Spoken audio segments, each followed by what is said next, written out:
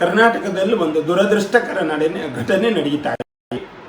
CET exam ಬರೆಯಬೇಕಾದಂತಹ ಭಾರತೀಯ ಸನಾತನ ಹಿಂದೂ ಧಾರ್ಮಿಕ ಪರಂಪರೆಯನ್ನು ಆತುಕೊಂಡಂತಹ ಸಂಸ್ಕಾರದ ಮಕ್ಕಳು ಪರೀಕ್ಷೆಯನ್ನು ಬರೆಯಲಿಕ್ಕೆ ಹೋದಾಗ ಜನಿವಾರವನ್ನು ತುಂಡು ಮಾಡಬೇಕು, ಜನಿವಾರವನ್ನು ಕಿತ್ತೆಸೆಯಬೇಕು ಅನ್ನುವಂತಹ ಒಂದು ನಿಯಮವನ್ನು ಮಾಡಿಕೊಂಡು ಹಿಂದೂ ಸಮಾಜದ ಅತಿ ಶ್ರದ್ಧೆಯ ನಂಬಿಕೆಗಳನ್ನು ಹಾಳು ಮಾಡುವಂತಹ ಒಂದು ಕುತಂತ್ರಗಳು ನಡೀತಾ ಇದೆ. ಇದನ್ನು ಕೇವಲ ಬ್ರಾಹ್ಮಣ ಸಮಾಜ ಅಲ್ಲ, ಇಡೀ ಹಿಂದೂ ಸಮಾಜ ಇದನ್ನು ಖಂಡಿಸಬೇಕು. ಮತ್ತು ನಿರಂತರವಾಗಿ ಇದಕ್ಕೆ ಪ್ರತಿಭಟನೆ ಮಾಡೋದು ಅಥವಾ ಈ ಸರ್ಕಾರವನ್ನು ಎಚ್ಚರಿಸೋದು, ಆ ಕೆಲಸಗಳನ್ನು ಮಾಡಬೇಕು. ಒಂದು ಕಡೆಯಲ್ಲಿ ಹಿಜಾಬಿಗೆ ಬಹಳ ಬೆಂಬಲ ತೋರಿಸುವಂತಹ ಸರ್ಕಾರ ತಕ್ಷಣ ಕಾನೂನು ಕ್ರಮವನ್ನು ತೆಗೆಯಬೇಕಾದಲ್ಲಿ ಮೀನಾಮೇಷ ಎಣಿಸುವಂತಹ ಒಂದು ಪ್ರಕ್ರಿಯೆ ನಡೀತಾ ಇದೆ. ಅರ್ಥಾತ್ ಹಿಂದೂ ಸಮಾಜದ ಮೇಲೆ ಇಂತಹ ದುರ್ಘಟನೆಗಳನ್ನು ಮಾಡಲಿಕ್ಕೆ ಪ್ರೇರಣೆ ಕೊಡುವಂಥದ್ದು ತುಂಬ ನೋವು ತರ್ತದೆ.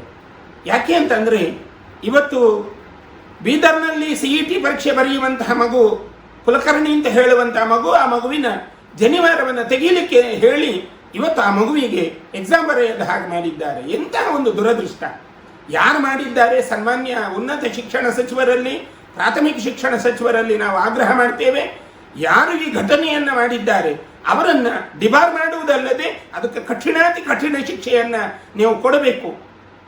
ಒಂದು ವೇಳೆ ನೀವು ಕೊಟ್ಟಿಲ್ಲ ಅಂದರೆ ನಾಳೆ ಸಮಾಜ ಇದರ ಬಗ್ಗೆ ನೊಂದುಕೊಳ್ಳಬಹುದು. ನಾಳೆ ಅಂತಹ ವಿದ್ಯಾರ್ಥಿಗಳು ಮುಂದೆ ಆ ಪ್ರಕ್ರಿಯೆಯನ್ನು ನಡೆಸುವಲ್ಲಿ ಎಡವಿ ಹೋಗ್ಬೋದು.